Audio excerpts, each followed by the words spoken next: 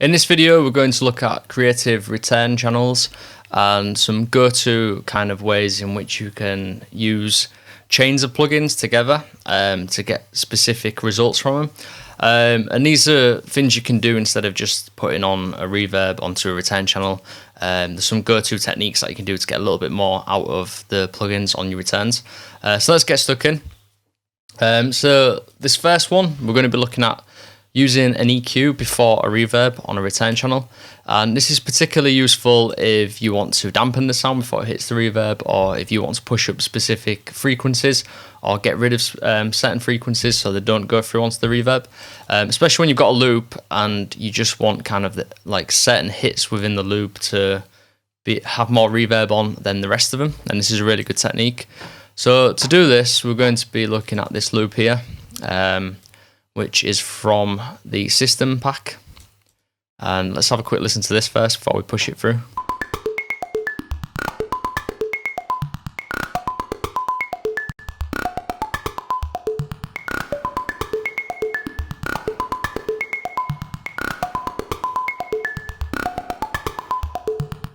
So that's now with the reverb applied. What I'm going to do is put on this EQ80 here, shave off some of the bottom end so that the lower frequencies are not going through into the reverb, so we're not getting low content in the stereo spread of the reverb. And then what I've done here is we've got frequency at 2.30 kilohertz and just push that up by about 7 or 8 dB. And I'll start to push this up now and you can hear what frequency is popping through.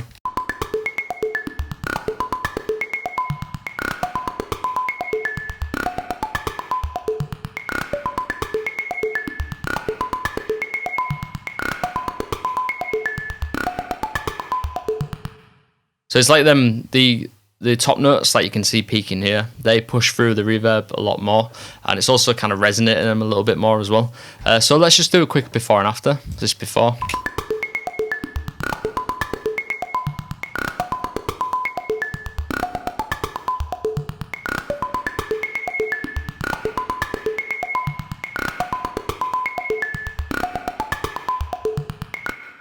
So that's the first example. Let's move on to the next one. So in this next one, we're going to use a combination of a ping pong delay and overdrive. You can use any combination of different delays and saturators, distortion units, pedals, anything like that. You don't have to use these ones that I've used here. I found these were a really nice combination for this next loop. So this next loop is taken from the Alter pack, which is full of really nice kind of modular sounding techno synth loops. So this is the one I found that I really like.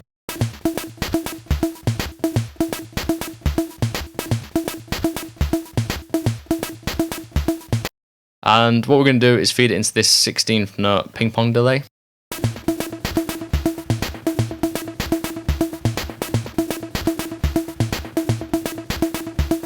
So I really like that as it is, and what I've done here is just sculpted the filter a little bit, so we're just kind of catching the mids or the bottom mids.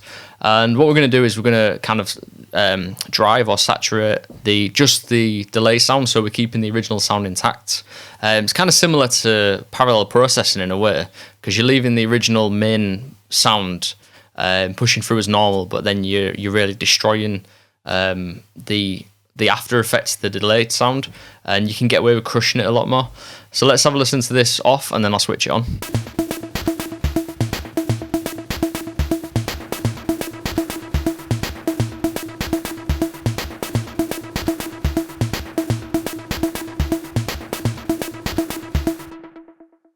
So yeah, that works really well, and like I said, it's just a really good way of crushing that delayed sound and just making it a bit more gritty. If you wanted to keep the transients and everything intact of the original sound, then this is a really good way to dirty up the sound while leaving it as it is. The next one is a simple one, which gets used quite often, which is to sidechain the effects. And it can be any effects. I mean, here I've just used reverb, and we've got the Valhalla Uber mod. And so a delay going into a reverb, which is another thing you can do as well. So it's kind of 2 tips in one. And we've also got this EQ as well, so maybe 3 tips in one. So high passing that. And then we've got the compressor here on the kick. So let's turn this off and then we'll put it on. And it's just a way to let the kick push through and also add a bit more movement to the groove of the track as well. And you'll have to play around with the release settings to get it in time with the track. So I usually start off quite low and then push it up. So let's have a listen to this.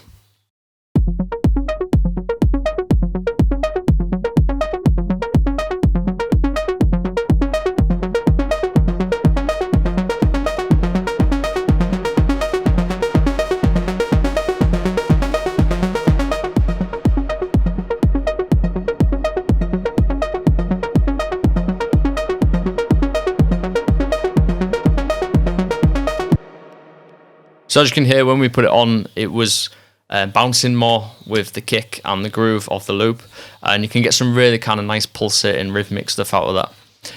Let's move on to the next one. So we've got reverb going into saturation, which is a little bit similar to the delayed one, but we're using a saturate this time instead of overdrive.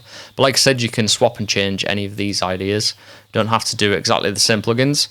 So what we've got set up here is we've got the Verb Suite with a drum room preset that I made a while back, and it's just a short kind of drum room chamber, but I've pushed it up a bit to 310 so you can hear a little bit more of the effect.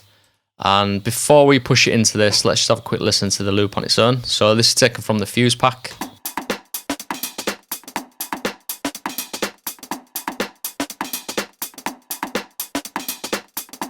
This with the reverb on.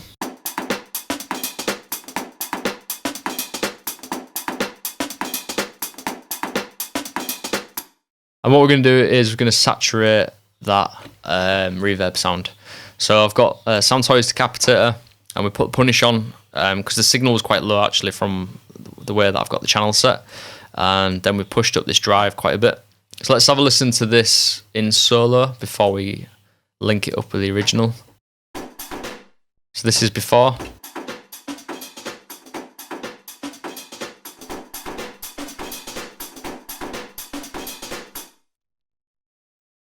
And let's have a listen to that with the drums as well.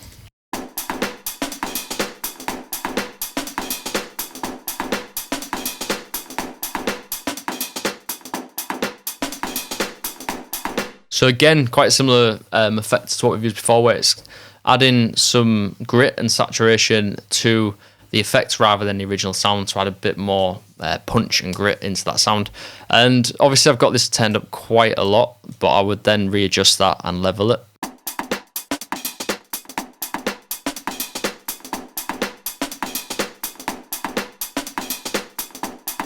Yeah, about there kind of sits well with me.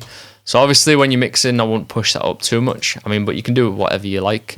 But I like drum reverbs to kind of sit nicely behind the original drums, so it's kind of just a felt effect rather than something you can hear really loud. And let's move on to the final one. So this final one, what we're going to do is we're going to use a combination of a few things. So mainly we're working with a chorus, but we're going to saturate the chorus, and we're also going to send that into a little bit of a delay. And before we get to the chorus, we're going to shave off some of the bottom end, and we're going to boost the setting area, frequency area of the original sound as well. So let's turn a few of these off, just so we're going to be listening to the chorus, and we'll listen to the original loop before I feed it into this. So this is just taken from the Sub-Zero pack, which is the Moog Sub 37 pack.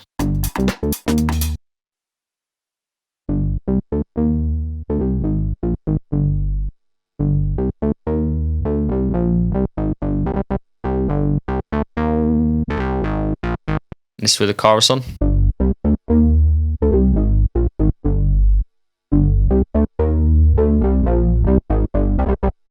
Sounds really nice, chorus on. One thing I'd say is that choruses, I don't want sub frequencies to go through because I don't want them messing up the going into the stereo imaging and causing issues in the low end. So first of all, what I did was we've shaved off that bottom end, and then I'll boost this up in a second. So let's have a listen to that now.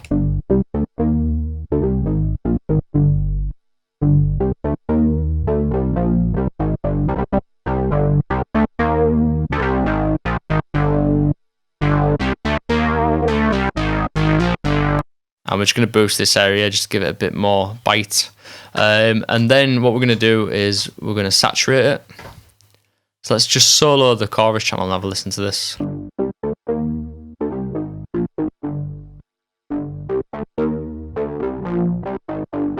So that sounds really nice. And then finally send it into this simple delay. So they're linked, and then we've just got it on this free setting here. So let's have a listen to this. And let's listen to it all together, and then we'll do a quick A/B.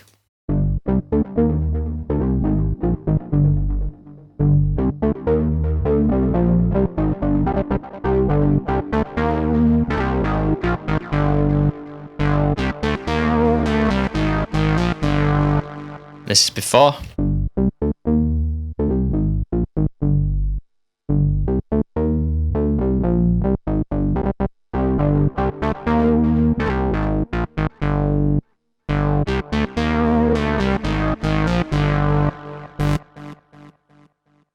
So there's 5 examples of using chains of plugins creatively on your return channel. So instead of just slapping on a reverb and delay, try playing around with different combinations of plugins, and just to see what kind of how far you can push the sound and what kind of cool effects you can get from it. It's definitely worth playing around with, and it just breathes more life into your mixes as well. And next, I'd like to know, do you use creative plugin chains like this? And have you got some go-to plugins and chains that you use on tracks quite often? Do you like experimenting with this stuff? Please let us know in the comment section below, and I can't wait to check those out. Thank you, and I'll catch you next time.